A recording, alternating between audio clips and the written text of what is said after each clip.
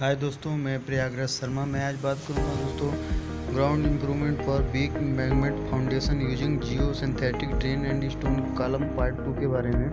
तो इसमें आप देखेंगे तो लिखा हुआ granular sand blanket after installation of the vertical bond drains in the sub soil A blanket of well draining granular material coarse sand natural are crushed conforming to clause first grading given in table 300-4 of specified thickness compacted to a density of 75 to 80% of maximum density obtained by heavy compaction IS 2720 part 8 shall be provided the granular sand blanket shall be exposed to atmosphere at its periphery for dissipation of pore water pressure.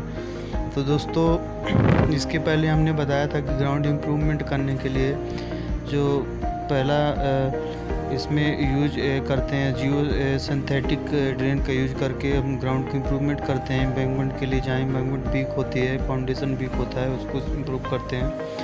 तो उसी बारे में इसमें second दिया हुआ है granular sand blanket के बारे में। इसमें ग्रेनुलर सैंड ब्लैंकेट जो रहता है वो दानेदार रेत कंबल की तरह सैंड का एक वो बनाते हैं। उप मिट्टी में वर्टिकल बैंड नालियों की स्थापना के बाद उसमें डेंसिटी के लिए कॉम्पैक्शन और निर्दिष्ट जो भी उसकी मोटाई दी रहती है वो तालिका टेबल 300-4 में दिए गए वर्ग के ग्रेडिंग के अनुरूप हम अच्छी तरह से निकालने वाली दानेदार सामग्री और मोटे रेत का एक कंबल, भारी कंबल टाइप में बनाकर उसको हम क्या कहते हैं कि शुष्क उसको 75 और 80% तक मैक्सिमम डेंसिटी हम वहाँ गेन करते हैं। उसमें हैवी कॉम्पैक्शन करके IS 2720 पार्ट 8 के अकॉर्डिंग हम उसकी MDD पता करते हैं, उसकी मैक्सिमम डेंसिटी पता करते हैं और वो मैक्सिमम डेंसिटी पता करके दानेदार रेत के कंबल को पानी के दबाव के अपव्यय के लिए इसकी परिधि में वातावरण के संपर्क में लाया जाएगा। और इस तरह से हम उसको बनाकर और वहाँ हम जो भी ग्राउंड रहता है उसको इम्प्रूवमेंट करते हैं। तो उसके बारे में इसमें बताया गया है। इसके बाद इसमें जो थर्ड नंबर बताया गया geotextile fabric for separation and drainage The requirements of synthetic geotextile shall be as given in table 700-1। तो इसमें बताया गया है कि जो जियोटेक्सटाइल दोस्तों होती है एक जाली नुमा एक कपड़ा होता है जिसे हम जाली नुमा जियोटेक्सटाइल एक जाली नुमा क्रीट टाइप में होता है, सिंथेटिक मटेरियल है। इसमें पृथक्करण और जल निकासी के लिए जियो टेक्सटाइल फैब्रिक या सिंथेटिक जियो टेक्सटाइल की आवश्यकताएँ टेबल 700-A में दी गई हैं, तो उसके अकॉर्डिंग हमको करना है। इसके बाद इसमें क्लॉज 314.2.2 में देखेंगे तो लिखा होगा construction and installation requirements. Construction और इंस्टॉलेशन स्थापना के लिए आवश्यकताएँ जो भी रहती हैं होती हुई है इसमें। तो इसमें दोस्तों लिखा हुआ है फर्स्ट में शिपमेंट एंड स्टोरेज।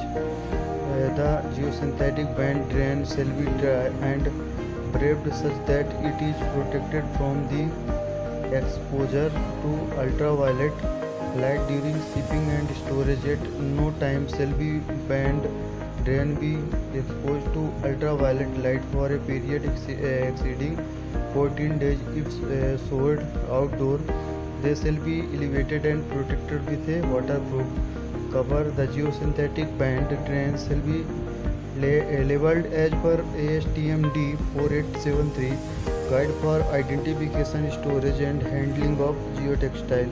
तो दोस्तों इसमें बताया गया है कि जो शिपमेंट और स्टोरेज जियो सिंथेटिक बैंड ड्रेन को सूखा और लपेटा जाएगा ताकि यह शिपिंग और स्टोरेज के दौरान पराबैंगनी प्रकाश के संपर्क से सुरक्षित रहे और 14 दिनों से अधिक की अवधि के लिए इसमें बैंड ड्रेन को किसी भी समय पराबैंगनी प्रकाश के संपर्क में नहीं लाया जाएगा 14 दिन तक। और यदि बाहर संग्रहित किया जाता है तो उन्हें ऊंचा किया जाएगा और जल रोधक के साथ उसे संरक्षित किया जाएगा कि कोई भी जल के कारण उसमें कोई भी प्रॉब्लम नहीं आनी चाहिए। तो उस प्रकार से शिपमेंट और स्टोरेज को सुरक्षित किया जाएगा। और आवरण जियो सिंथेटिक बैंड ड्रेन को ASTM-D 4873 के अनुसार लेबल किया जाएगा। और जियो टेक्सटाइल की पहचान, भंडारण और हैंडलिंग के लिए गाइड किया जाएगा। तो इस प्रकार से इसमें वर्क किया जाएगा दोस्तों। इसके बाद आप देखेंगे तो इसमें दिया हुआ है second number construction and installments requirement में ड्रेन इंस्टॉलेशन। ड्रेन का इंस्टॉलेशन किस तरह से करना है उसके बारे में इसमें बताया गया है कि band drains in roll shall be installed using an installation ring stretcher mounted on a base machine, hydraulic or mechanical. The end of the drain shall be attached to a hollow rectangular mandrel or so, which will be driven into the soft clay by appropriate mechanism such as lens. On reaching the refusal strata, steep soil, the mandrel with the drain shall be left behind and the lance withdrawn.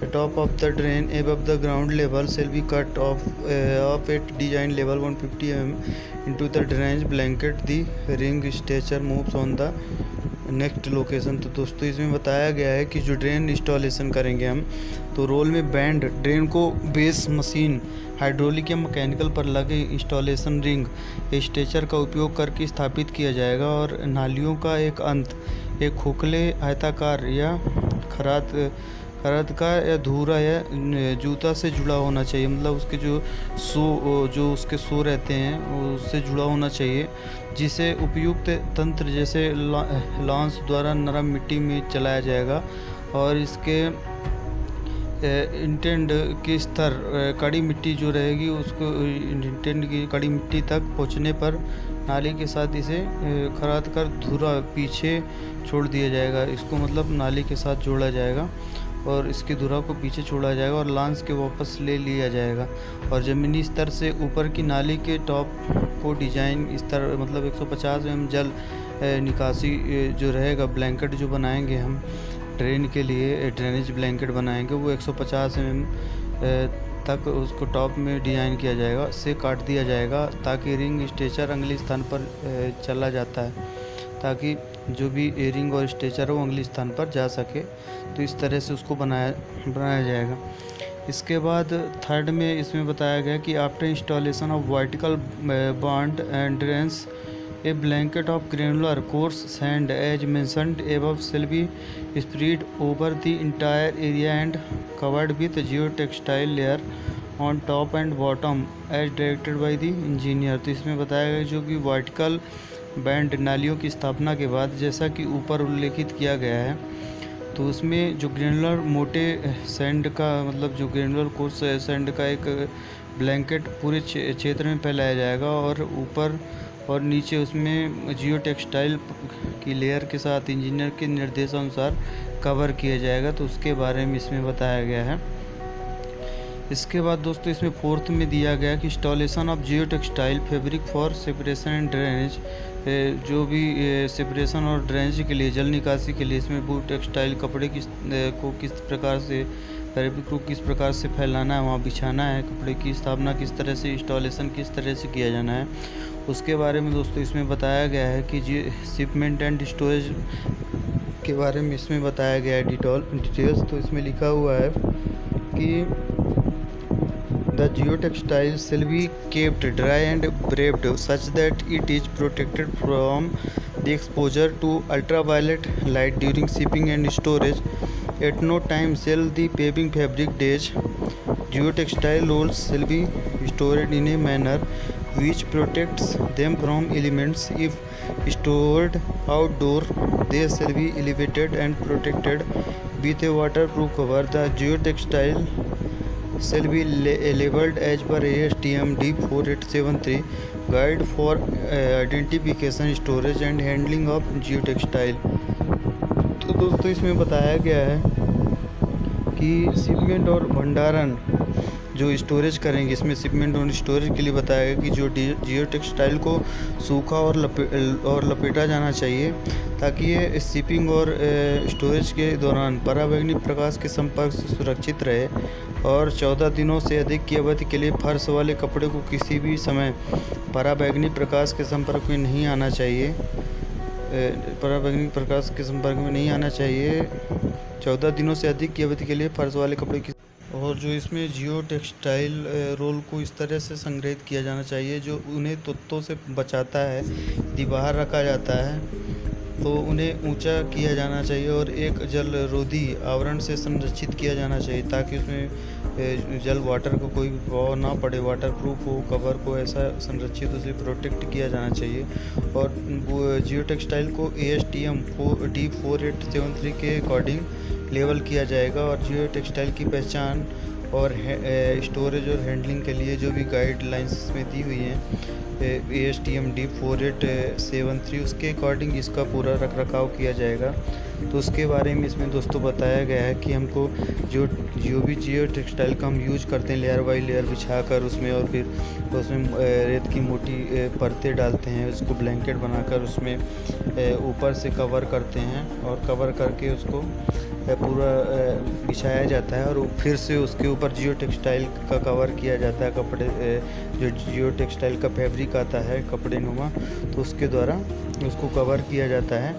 और इस प्रकार से वहाँ की जो भी ground soil रहती है उसको इम्प्रूवमेंट किया जाता है, उसको स्टेबल किया जाता है ताकि वो वर्क करने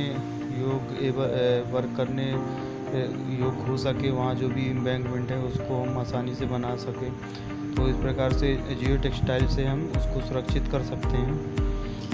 तो इस प्रकार इसमें जो भी जियो टेक्सटाइल हो या कि जियो सिंथेटिक मटेरियल का यूज करते हैं ड्रेनेज इंस्टॉलेशन करके या कि शिप में उसके रख रखाव का जो भी ध्यान देना है, तो उसके बारे में इसमें पूरी डिटेल्स दोस्तों लिखी हुई हैं, आप इसमें देख सकते हैं।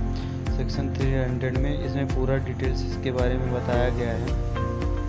इसके अगले पार्ट में मैं आपको बताऊंगा जो भी इसके बारे में है और डिटेल्स, वो पार्ट 3 में मैं आपको और भी जानकारी इसके बारे में दूंगा कि फैब्रिक प्लेसमेंट के बारे में बताऊंगा। जो भी जियो टेक्सटाइल फैब्रिक का यूज करते हैं हम, तो उसका प्लेसमेंट कैसे, उसको एक स्थान से दूसरे स्थान में ले जाना है, तो उसके बारे में हम नेक्स्ट वीडियो में आपको इसके बारे में हम डिटेल्स बताएंगे।